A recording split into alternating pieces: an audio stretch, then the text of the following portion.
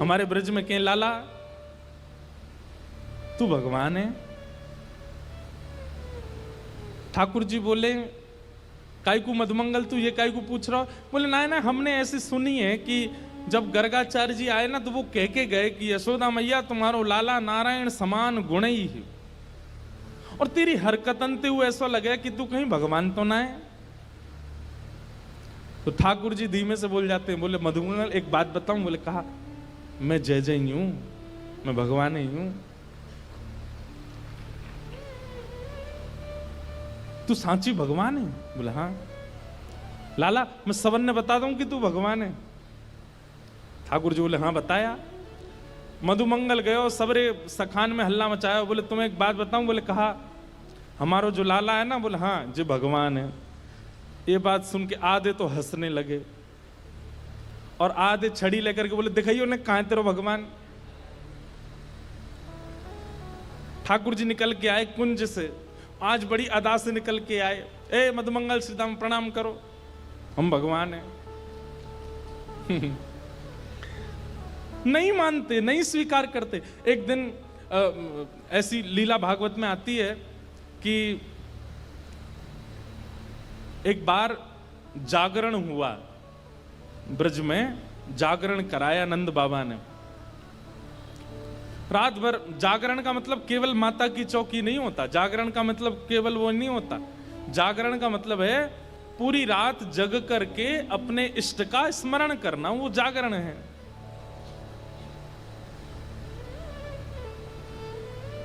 रात भर जागरण चला।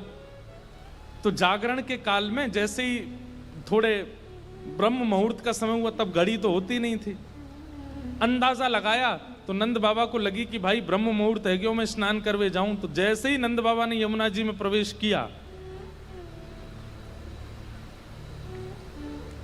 तुरंत इनको यम के दूत ले गए, क्योंकि अब तो नहीं ऐसा होता, पर नदियों में भी स्नान करने का समय होता है। ब्रह्म काल से पहले अगर आप नदी स्नान करते हैं तो वो देवताओं का समय होता है, उस समय देवता स्नान करने आते हैं, उस समय नहीं करना चाहिए। और सूर्य उदय के बाद नदियों में स्नान का विधान राक्षसों का है, इसलिए तब भी नहीं करना, ब्रह्म मुहूर्त में ही करना चाहिए। और जब त्रिकाल संध्या और त्रिकाल स्नान का भाव है तब कोई ऐसी बात नहीं, पर प्रथम स्नान मानव का ब्रह्म मुहूर्त में ही होना चाहिए, ऐसा शास्त्र आज्ञा है। तो नंद बाबा देव काल में चले गए और जैसे ही नदी में स्नान करने पहुंचे तो गंधर्वजन इनको पकड़ के ले गए। जब नंद बाबा बहुत देर तक नहीं आए तो सबने जाके ठाकुर जी से कही, तो ठाकुर जी गए और ठाकुर जी ने यमुना जी में प्रवेश करके गंधर्व लोक में जाकर के नंद बाबा को वहां से छुड़ाया और वापस लेकर के आए। तो जैसे ही नंद बाबा वापस आए तो सब ब्रजवासियों ने घेर लिया, सब लोग इधर देखो। सब ब्रजवासी बोले बाबा तुम कहां चले गए, रात में गए अब निकल के आए हो। मधुमंगल श्रीदाम बोले बाबा हमें तो यूं बताओ, इतनी देर तुमने सांस कैसे ली भीतर, तुम चले कहां गए? बाबा बोले भैया दो देवता मुझे पकड़ के ले गए, मैंने देव काल में स्नान कर लियो। बोले फिर? बोले कछु ना, बड़े बड़े महल बने, बड़े बड़े लंबे चौड़े देवता ऐसे सुंदर कि देखते रह जाओ। मैंने इंद्र को दर्शन किया, मैंने सबरे देवता देखे वहां पे। और फिर बाबा फिर कहा भयो? बोले इतने में ही लाला आयो, और जैसे ही लाला आयो, लाला के आते सब या को प्रणाम करने लगे, सब या के चरणन में नतमस्तक है गए, सब या की बलैया लेने लगे, गंधर्वजन या की आरती करने लगे। बात तो सुनो पूरी। और सब ब्रजवासी टेढ़े टेढ़े देख रहे हैं, लाला है या पूज रहे हम बे, या की पूजा कर रहे हो इंद्र हम बे। ठाकुर जी इतरा रहे सामने खड़े खड़े, बोले तुम्हें ही नहीं पूजा मोए, सबरे पूजे हैं तीनों लोक में। सबरे बोले बाबा सच में या की पूजा भाई वहां पे? बोले हाँ। अब तो ठाकुर जी का यश बढ़ गया, अब तो महाराज निमंत्रण आने लगे घर घर से, लाला हमारे घर भोजन करवे आ जाइयो, हमारे घर सोवे आ जाइयो, हमारे घर शरबत पीवे आ जाइयो, छाछ पीवे। अब ठाकुर जी तो मधुमंगल सीधामा से कह रहे हैं, आज की भाषा में कहें तो अपॉइंटमेंट लेते जाओ कहां कहां जाना है। ठाकुर जी का यश हो गया इतना वृंदावन में कि भैया या तो देवता भी जाने। एक दिन सब ब्रजवासियों ने कही, लाला तू सांची भगवान है, तू सांची बता दे, सौगंध खा के तू सांची भगवान है। ठाकुर जी बोले, अगर मैंने बता दिया कि मैं भगवान हूं तो आप क्या करोगे, पूजोगे मुझे? लाला पूजेंगे तो ना भाई, तो तू भूल जा, लेकिन हमारी एक इच्छा है। बोले का एक बार वैकुंठ देखना चाहे, वैकुंठ है कैसो? लाला तू अगर सांची भगवान है तो एक बार वैकुंठ दिखाला हमें। ठाकुर जी बोले, मेरे हाथ पकड़ो। सब रे ग्वाल बालन ने ठाकुर जी के हाथ पकड़े, बोले नेत्र बंद करो। जैसे ही नेत्र बंद किए, अंतर ध्यान सब ग्वाल वालों को लेकर के ठाकुर जी को सीधे वैकुंठ पहुंच गए। हाँ भाई सबरे नेत्र खोलो। जैसे ही नेत्र खोले तो विशाल स्वर्ण का किवाड़ लगी है और जय विजय राजा, जय विजय द्वारपाल खड़े हैं। ठाकुर जी के जाते सब जय जयकार करने लगे, द्वार खुल गए, पुष्प वर्षा हो रही है, सहनाइयां बज रही हैं, मृदंग बज रहे हैं, सुंदर गाजे बाजे हो रहे हैं। सब देवी देवता दौड़े दौड़े आ रहे हैं, कोई कमल लेकर के आ रहे हैं, कोई माला लेकर के आ रहे हैं, कोई अक्षत लेकर के आ रहे हैं, कोई अगरबत्ती धूप बत्ती कर रहे हैं। ठाकुर जी की जय जयकार हो रही है। मधुमंगल श्री दामा सबरे बोले, लाला ने परिचय तो करा दे। ठाकुर जी बोले, देख वो सामने खड़ो तुम्हारो इंद्र, जाए तुम इतने सालन ते पूज रहे, वो खड़ो इंद्र। बोले लाला ये इंद्र है? बोले हाँ, या के हाथी पे हमें बैठा दे एक बार। ठाकुर जी बोले, इंद्र इधर आओ, अपने हाथी को लेके आओ। हाथी आ गया, ऐरावत हाथी। सब रे ग्वाल बाल चढ़ गए उसके ऊपर।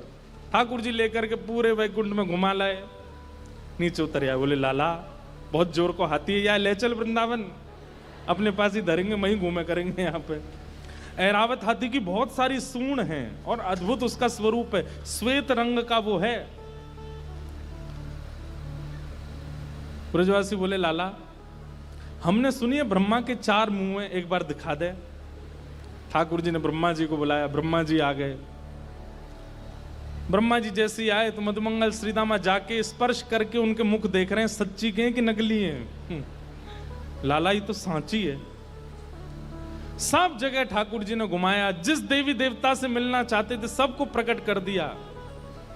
सुंदर प्रसाद पाया, सुंदर सब जगह घूमे ठाकुर जी को लेके, नदियों में, तालाबों में, पशु पक्षी सब देखा। वैकुंठ का एक एक कोना ठाकुर जी के साथ देखा। सब जगह घूम करके ब्रजवासी थक गए। थक करके बोले, लाला अब चल वृंदावन चल, अब ले चल हमें। ठाकुर जी बोले, भैया सुनो, तुम सबके लिए कक्ष खुलवा दिए हैं और वैकुंठ का नियम है, मैं बताना भूल गया था कि यहां एक बार आने के बाद फिर यहां से जाता नहीं है कोई भी।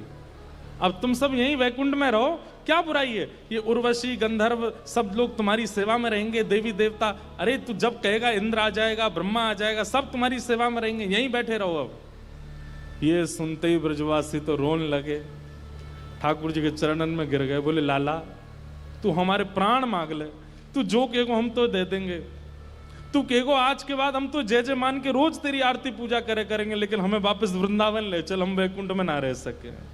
हमें ठाकुर जी के नेत्र सजल हो गए। सब देवी देवताओं को दिखाते हुए ठाकुर जी बोले, तुम लोगों को आश्चर्य होता है कि भगवान इन ब्रजवासियों से इतना प्रेम क्यों करते हैं। देखो, दीयमान न ग्रहणंती, ये भक्ति की वो स्थिति है कि मैं वैकुंठ देने को बैठा हूं लेकिन इनको नहीं चाहिए। क्यों?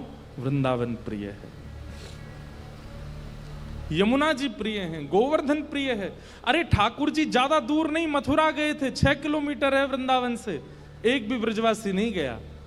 जबकि प्राण बसते हैं श्री कृष्ण में, अपने प्राण श्री कृष्ण को जाने देंगे लेकिन स्वयं वृंदावन छोड़ करके नहीं जा सकते। इतना प्रेम वृंदावन से ब्रजवासी करते हैं।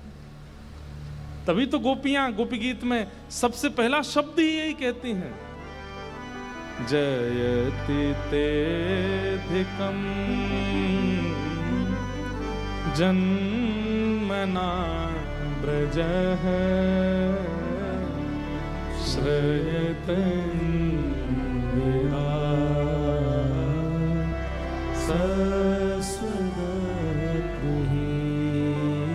हमारी एक बात बहुत ध्यान से सुनिएगा। प्रेमी भक्त के 3 प्रेम हैं। जब वो 3 प्रेमों में निपुण हो जाता है ना, जब चौथा प्रेम ठाकुर जी उसको देते हैं। सबसे पहला नाम के प्रति प्रेम। ठाकुर जी का नाम यदि सुन ले तो सुध बुध खो जाए अपने। नाम का मतलब ये नहीं होता कि कहीं कीर्तन चल रहा हो, कथा भी तो नाम है। उल्लासनगर के वसंत दरबार में कथा हो रही है और आप घर पर बैठ करके आनंद कर रहे हो, ये प्रेमी भक्त के साथ हो ही नहीं सकता, वो विचलित हो जाएगा। मुझसे इतनी दूरी पर, यहां पर कितने वैष्णव, आज हमने तो बोला भी नहीं था कि मैं आज मिलूंगा, फिर भी इतने लोग आए आज। कहां कहां से, 3 घंटा दूर, 2 घंटे दूर, 4 घंटे दूरी से। क्यों? ये नाम के प्रति प्रेम है। आप अपने 100 काम छोड़ देंगे लेकिन ठाकुर जी की लीला कथा नाम नहीं छोड़ सकते। सबसे पहला प्रेम नाम के प्रति। दूसरा प्रेम लीला के प्रति प्रेम। मतलब जैसे ही कोई लीला सुनाई जाती, अभी हमने ये वैकुंठ दर्शन लीला सुनाई, तो ये लीला सुनते ही नेत्र बंद हो गए, वो प्रत्यक्ष दिखने लगा। ठाकुर जी कैसे जा रहे हैं, मधुमंगल ने कैसे हाथ पकड़ा होगा, इंद्र के ऐरावत हाथी पर कैसे बैठे होंगे, और फिर वापस ब्रज आने के लिए कैसे रोने लगे होंगे सब ब्रजवासी। ये लीला तुरंत मन में स्फुरित होने लग जाए। ये लीला के प्रति प्रेम, नाम के प्रति प्रेम, लीला के प्रति प्रेम और धाम के प्रति प्रेम।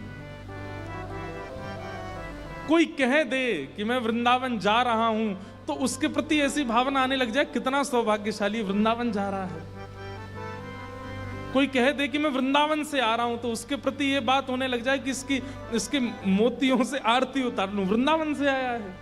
ऐसा धाम के प्रति स्नेह। ये 3 प्रेम अगर आपके चित्त में प्रकट हो गए, नाम के प्रति, लीला के प्रति और धाम के प्रति, तो फिर ठाकुर जी चौथा प्रेम स्वयं देते हैं, अपने रूप के प्रति, अपने स्वरूप के प्रति। ठाकुर जी अपना रूप दे देते हैं। फिर रूप के प्रति प्रेम मतलब अपने आप को प्रकट कर देते हैं आपके सामने।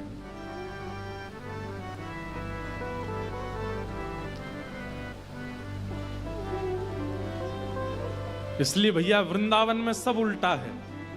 वृंदावन में धर्म, अर्थ, काम और मोक्ष सब किनारे, केवल एक शब्द चलता है, प्रेम। प्रेम। आज नारद जी वेद व्यास जी से वही कह रहे हैं कि हे नारद जी, आप प्रेम का वर्णन करो। आपने धर्म का, अर्थ का, काम का, मोक्ष का वर्णन कर दिया, अब ठाकुर जी के स्वभाव प्रेम का वर्णन करो। और उसी स्वभाव प्रेम के वर्णन के रूप में श्रीमद् भागवत संहिता वेद व्यास जी के द्वारा रचना की गई।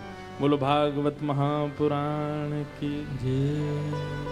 श्रीमद् भागवत ज्ञान भी दे सकती हैं, श्रीमद् भागवत वैराग्य विरक्ति भी दे सकती हैं, लेकिन श्रीमद् भागवत जी से यदि प्रेम प्राप्त नहीं हुआ तो आपने कुछ प्राप्त नहीं किया। दीनता आ जाए, प्रेम आ जाए, सहजता आ जाए, सरलता आ जाए, निर्मलता आ जाए, तब समझो कि आप भागवत के आश्रय में रहे हो। कई बार भागवत का आश्रय लेने वाले ज्ञानी ज्यादा हो जाते हैं, कई बार भागवत का आश्रय लेने वाले विरक्त ज्यादा हो जाते हैं, वैरागी ज्यादा हो जाते हैं, निर्मोही ज्यादा हो जाते हैं। लेकिन श्रीमद् भागवत के आश्रय लेने वाला तो प्रेमी हो जाए, प्रेम से ओतप्रोत हो जाए।